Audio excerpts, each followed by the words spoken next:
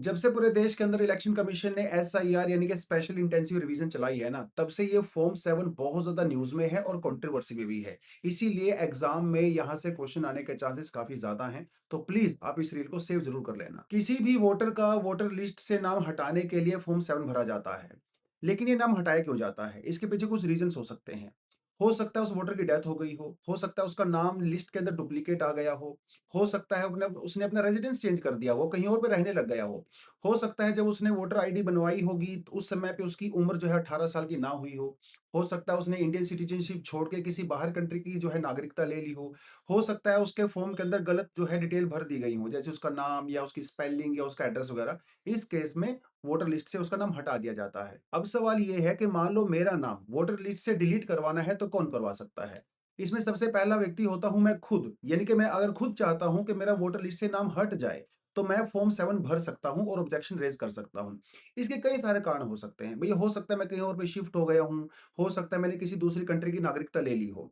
दूसरा व्यक्ति होता है बूथ लेवल ऑफिसर और तीसरा व्यक्ति कोई भी हो सकता है जो मेरी कॉन्स्टिट्यूएंसी के अंदर रहता है। अगर उसको लगता है कि मेरा नाम इस वोटर लिस्ट के अंदर गलत तरीके से ऐड किया गया है तो वो आदमी भी ऑब्जेक्शन रेज कर सकता है। लेकिन ये सब इतना आसान नहीं होता है। ऐसा नहीं है भैया कोई भी रैंडम आदमी मेरे नाम का फॉर्म 7 भर के मेरा नाम डिलीट करवा सकता है। जी नहीं, ये प्रोसेस एक्चुअली काफी कॉम्प्लेक्स होता है। पहले मेरे नाम का फॉर्म 7 भरा जाता है अगर मेरे नाम डिलीट करवाना है तो। उसके बाद मुझे नोटिस भेजा जाता है और जो बीएलओ मतलब जो बूथ लेवल ऑफिसर होते हैं वो मेरे घर पे आके विजिट कर सकते हैं, वो सारा कुछ वेरीफाई करेंगे। अगर उसको लगता है कि मेरा नाम डिलीट होना चाहिए तो मेरा नाम डिलीट हो जाएगा। लेकिन उसके डिसीजन के अगेंस्ट में मैं इलेक्टोरल रजिस्ट्रेशन ऑफिसर को भी कंप्लेंट कर सकता हूं, जो यूजली एक एसडीएम होते हैं।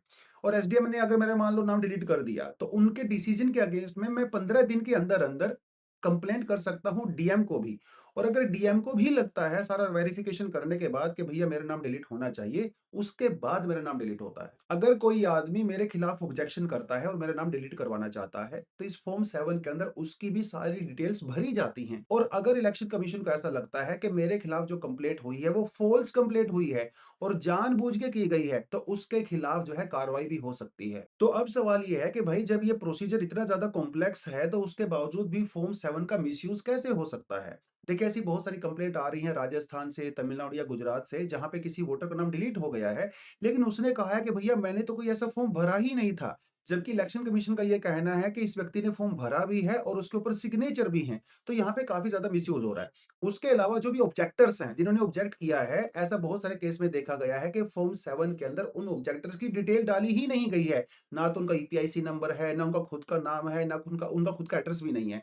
तो इस वजह से काफी ज्यादा कंट्रोवर्सी भी चला गया है।